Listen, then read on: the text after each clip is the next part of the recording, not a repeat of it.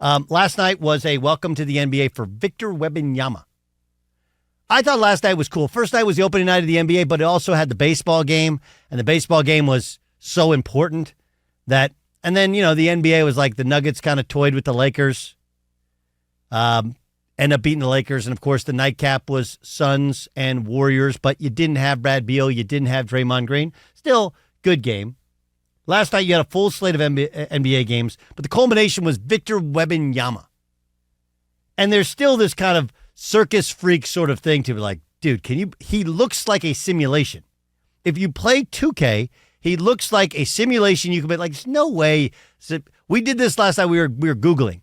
His wingspan is 8 feet. His standing reach is like close to 10 feet. In other words, if he stands underneath the basket, he can reach up and on his tippy toes grab the rim. Like it's just insane. And oh yeah, by the way, pretty good basketball player.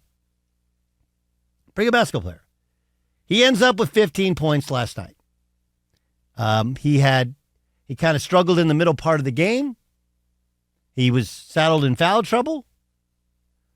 But at the end of it, close game, and Luka Doncic ends up bailing out the Mavericks, and the Mavericks get a win. Here's Victor Wembanyama summing up his debut. Of course, I want to give the best show to the fans, and especially in here, San Antonio, and in France. But it's still my job. I still got responsibilities towards my coach and my teammates. So really, it's not what matters. Here's his head coach, Greg Popovich, on his performance. I think it was great. One of the toughest things for a player is you get into foul trouble and you never get in a rhythm and you're in and out of the game and that sort of thing. So I thought his maturity showed even at a young age where he came in with the last, 7 minutes and just played. We ran some stuff for him. He executed where a lot of guys would have been totally out of it by then because they, as you said, were in foul trouble and didn't get their rhythm. So I thought he had a wonderful outing. Considering that. It's interesting that the game that preceded it was the Celtics taking on the Knicks. And the guy who had the best game for the Celtics, who ended up getting a road win, was Kristaps Porzingis. Porzingis had 4 blocks. He had 30 points, which, by the way, is the most points in a debut for the Boston Celtics ever. And, look, the Boston Celtics, it's not like it's a free agent landing spot, although Gordon Hayward, remember, broke his leg in his first game as a free agent. There's been other free agents that have played there. Kevin Garnett, of course, was traded there, so his debut, he didn't have 30. The Boston Celtics are historically arguably the greatest or second greatest franchise in the history of the NBA, so to have the most points in the history of that franchise in your debut is pretty special. And Porzingis has had kind of an up-and-down career because of injuries, right? Started out with the Knicks, then he had the bad knee injury. Then they moved him to the Mavericks. There were some limitations there. They weren't particularly good or didn't achieve what they wanted to achieve. Then he went to the Wizards, and now he's with the Celtics. And look, the forecast for Victor Wembanyama is at the ceiling is higher than that of Kristaps Porzingis. But you can see what size, length, like Porzingis is 7'2", 240 pounds. And the guess is that, and remember, this is like 8 years from now, Victor Wembanyama is 7'5", 7'6", 240 pounds or whatever, right? Imagine him, and that's what it was kind of in reverse order of it should have been. Like, you ever seen those workout videos where you're like before and after? It was like after and then before. Make sense? Like kind of whets your appetite a little bit. Like, okay, this is what it looks like. Maybe the finished product for Porzingis, we think this guy could be better. Here's what it looks like now. It's a weird thing to have a kid that tall, that skinny, that long running around the court. You're like, is he going to break? Anybody else have that thought in your mind? Like, I've always had it about Kevin Durant. Like, is he going to break? I had that thought about Sean Bradley all those years. Yeah. Now, look, Sean Bradley, did Sean Bradley pass, or was he simply injured in that he passed? No, he was really badly injured in a bicycling accident in Utah. But remember, Sean Bradley, and I can attest this because I saw him when he was in high school. My brother played against him in an AU event. Like, he was an unbelievable athlete for a man his size. he went on his Mormon mission, and I don't think he was ever the same after it.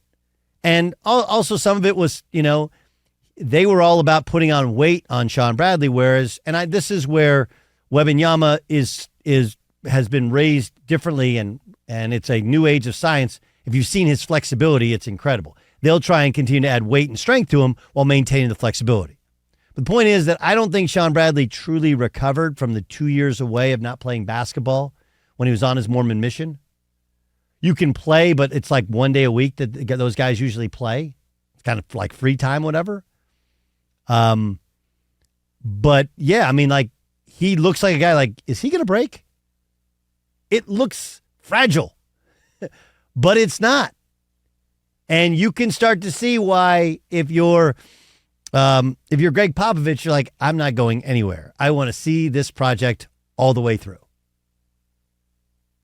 And last night was the debut, and you can tell there's something there. It's a lot like, if you remember the Summer League game, the first Summer League game, he was spinning like a top. He just got off a plane. He didn't know any of the guys' names. They didn't know what he was doing. It was a mess. But the second game, he bounced back and balled out, and then they shut him down. Think about it, and I thought Popovich put it in perfect context. A lot of guys, you get in foul trouble, especially you're young, and there's huge expectations. It's hard to play when you don't have a rhythm because you've been sitting out, and it's your first time, and they're bumping and banging you around. And as we know, watching the NBA, totally different sport once you get to the fourth quarter. It's like everybody goes, okay, you guys ready to play now? Okay, let's go play now. And that's when he played his best. I watched last night in sequential order, and watching Kristaps Porzingis as I don't want to say the floor, but a lower end of what people think Victor Wembanyama will look like in 8 years. And you're like, well, that ain't bad. I don't want to say worst possible scenario, but they think Victor. But the last time you heard unicorn was when you saw Kristaps Porzingis, right? Last night you watched a unicorn.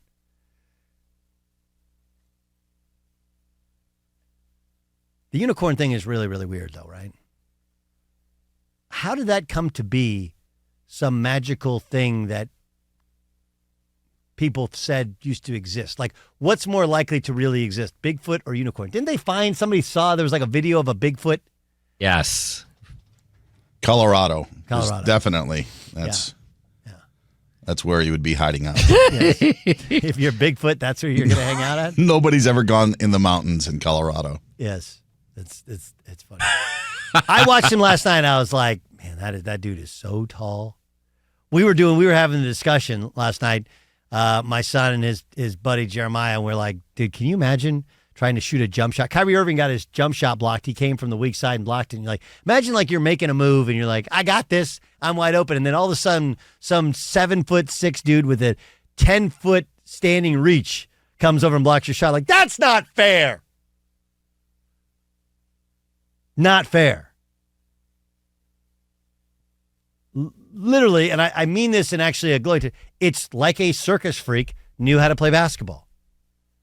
Because there's no way, human beings aren't created like that. You can't be athletic at 7'6". You can't be competitive. You can't move like that. When we were kids, do you guys remember Chuck Nevitt? Oh, yeah. How many teams did Chuck Nevitt play for? There was a guy, and he's got like 3 rings. Yeah, with the Lakers, right? Did he go to the Pistons too? I don't think Pistons. I think he was on the Rockets when they had, because the Rockets was Pistons. I saw a point there from you, Byron. I thought maybe he got 1 ring at least from the Pistons, but it's possible. Chuck Nevitt, how big? 7'2", 7'5"? What was he? He was this gigantic big guy that it was just like, who is that guy? I don't know. It's Chuck Nevitt. What does he do? He's just big. Didn't he play at UCLA as well? I thought he played 1985 NBA champion. NC State. NC State, okay. NC State. But big guys used to be like Lurch. You rang.